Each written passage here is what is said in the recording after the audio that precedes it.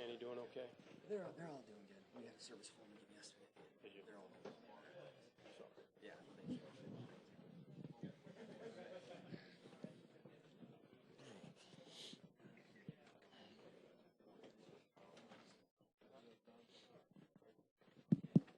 Okay, joining us now is our six-time NASCAR Sprint Cup Series champion, and that's Jimmie Johnson. He drives the number 48 Cobalt Tool Chevrolet for Hendrick Motorsports. And Jimmie, Darlington's been a favorite of yours. 3 wins here. I believe you had a big win here a couple of years ago when it was the 200th win for Hendrick Motorsports, if I'm not mistaken. Yeah. But talk about coming here to Darlington. Certainly, you're on the verge of getting that first win this season, and certainly have to feel good about your chances here tomorrow night.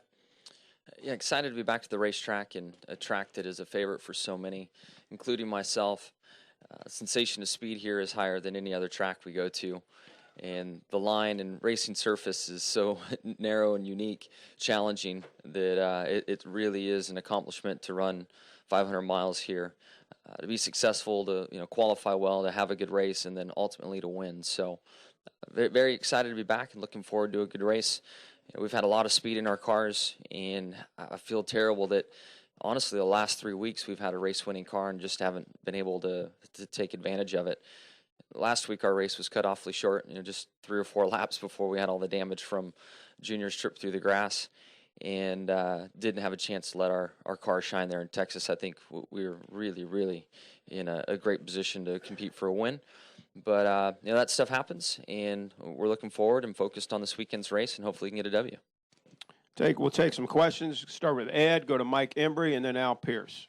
Ed Hinton, ESPN.com. Jimmie, just to follow up on what you were just saying about the last 3 weeks, when you dominate the race, shredded tire, dominate the race, loose car at the end, and then last week, wham, early, do you guys take that in the 48-team stride of, oh, man, this stuff can't keep up like this? Or is there a certain amount of ouch that kind of bites you when you go through 3 in a row like that? Does that kind of bite your confidence, or the whole, we always look at the 48 as almost a machine-like or clockwork team. Does that kind of throw a glitch in things at times? There's definitely an ouch, but it's not from it's more from a position that we hate to see opportunities slip away. It doesn't hurt our confidence. For us, and I think most teams, when you're that close and have a shot to win and know that you have fast race cars and you don't pull into victory lane, it's a confidence booster. The end result isn't what you want and what you like, but your cars are fast, your pit stops are good. You have all the pieces there, and it's just about running the distance of the race and getting the job done. So, I've been through various challenges in my Cup career, and one marker I always look for is clearly fast cars and ultimately top 5 finishes. And I firmly believe that if you're running in the top 5, you're going to have your shots at winning races, and even a step further, top 3s. But our goal since I've started, if we can run in the top 5 all day long, we'll have a shot to win the race, and it's led to a lot of victories for us. Go to Mike, Al Pierce, and then to Claire B. Mike Embry, USA Today. Jimmie, Penske, in effect, has both of its cars in the chase and can experiment more, target chase tracks with tests and whatever. How much of an advantage is that, and does that put the rest of you guys at somewhat of a disadvantage, being sort of behind in that category anyway? My first response is that it doesn't put us at a disadvantage. The game has changed some, and I think most of it falls on the fact that you have to test it as an organization where you go. We're confident we're going to have a car, if not, all 4 cars in the chase, and all of our planning has been focused around chase tracks for testing. So if we do get deep into the regular season and need to use a test at Richmond or use a test at a non-chase track, at that point, yeah, absolutely. It benefits a Penske where they're already locked in. But right now, in the way we've been planning things, we're focused on all our cars being in the chase and heading that direction. But in time it could change, and we might have to call an audible late in the postseason and show a little help to one or more of our race cars. We'll go to Al, Claire, and Dustin. Yeah, Jimmy, Al Pierce from Auto Week. I know this is off topic a good bit, but I've been asked to ask you, so I'm going to ask you. We're coming up on the 20th anniversary of losing Ayrton Senna. You're a big Formula One fan. Do you remember whether he had any impact on your early years as a driver? See somebody you looked up to back when he was a champion? In media back in that period of time was so different than today. A few magazines I'd pick up, I could learn about him, an occasional Formula One race on TV, but it was pretty far and few between. I knew the name, I knew the legacy. I feel like I've been able to learn more about Senna through Max Pappas, to be honest with you, and some of the open wheel guys that I'm friends with that looked up to him, and he actually mentored along the way, and Max probably being the biggest one to that effect. So, his legacy still lives on, and it's a beautiful thing to see the respect that he has worldwide. It doesn't matter the discipline of motorsports; people still respect his abilities today, and it's an amazing thing. And truthfully, I think the documentary Senna has kind of opened up everyone's minds to what he was as a man, in and out of the car, and still, I can't believe the footage they got and the story they were able to tell through that documentary. And wish I had a chance to meet him. Certainly, wish I had a chance to race against him. I know a lot of young drivers, or a lot of drivers, period, wish they could have had that opportunity. Go to Claire, Dustin, and then Bob Pockers. Claire B. Lang, Sirius XM NASCAR Radio. You said that you feel terrible because the cars were fast, and you find solace in the fact that, the program is good. You just guys haven't gotten there.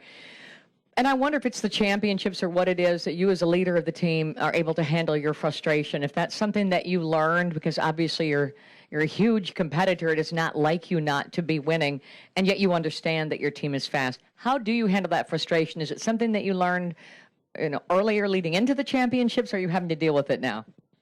Yeah, it's something that you learn, and I'd say that maybe the first couple of races, there was a bit more frustration because our cars didn't have the speed that they needed to, and those were things that we could control. So practice sessions at Phoenix, practice sessions at Las Vegas, that's where we felt like we were off and missing something, but we're given 100%, and that's really all you can do. And we've learned through experience to identify with that.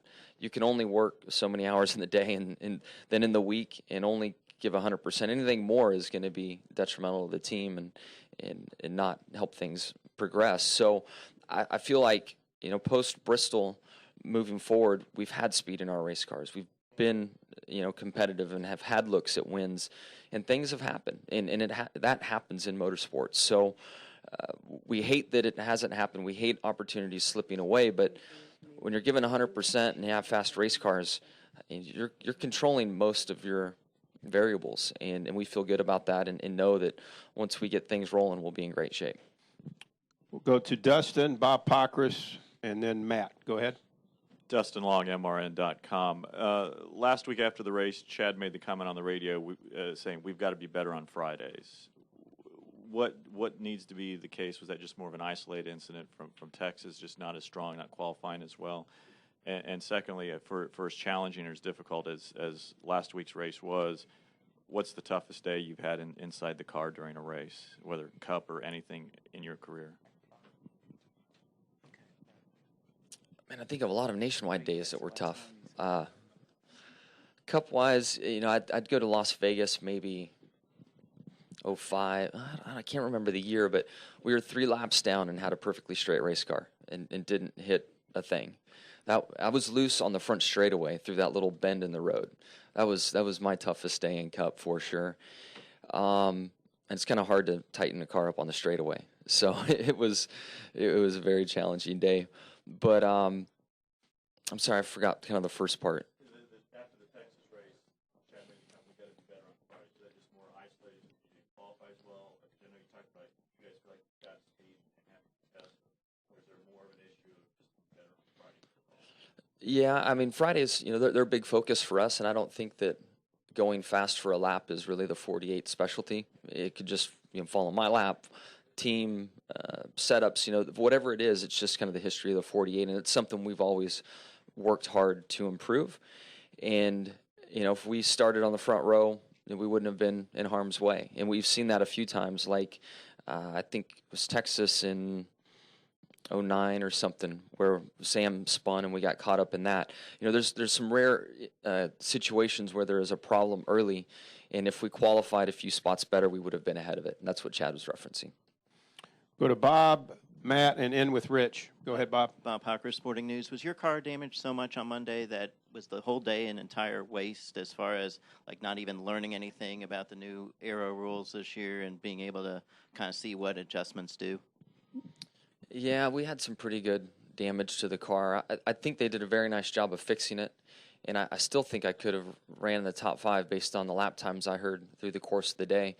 The damage was one thing, and our guys did a nice job of keeping me on the lead lap. But then either something fell off my car or I ran something over on the track and shredded that right rear tire. But as I went into turn 1, I ran something over, something big, and I knew I was going to have an issue, and sure enough, I had a flat. And that flat is what really put us down.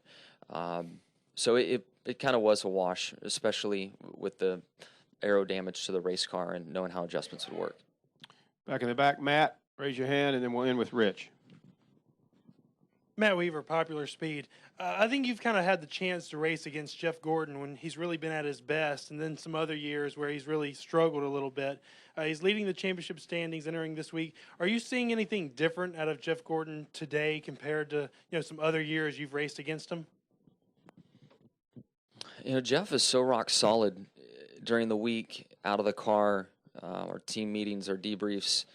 He knows what he's looking for in his race car. And, there have been periods of time where the collective group on the 24 have been able to give him that feeling that he needs, and you can't catch him, and he's off, and they're off and gone, and you're behind him, chasing him down. Then there's other weeks or other stretches of time where it doesn't pan out, and, wondering, why the 24 isn't up front.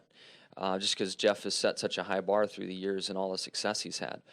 But I've always admired his ability outside of the car to continue to lead his team, to continue to search for the feeling, and it helps me. I mean, we run through stretches where we don't have speed in our car, and I look around at my peers, and Jeff being one of them, and how he handles those situations, and he has confidence in his abilities and his feel of a race car, and keeps challenging the guys to find that. And I'm very happy for the success the 24 has had this year, and know that they're going to be strong all year long.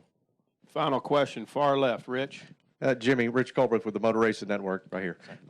Next weekend's an off weekend. How important is that weekend to have off, and what kind of plans do you have? It's very important to have off. I'm not sure what our plans are exactly with the tragedy we had last week. We're just kind of not in the mood to really go anywhere, so we might be having a staycation at home and enjoy just being home, which is going to be a vacation all on its own. But it's great for the teams. The drivers have one aspect, and yes, we'd love some downtime.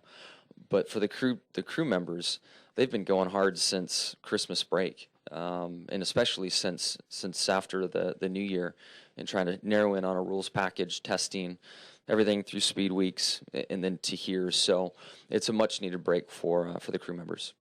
Richmond, a couple of weeks away. How does the 48 team look for that track?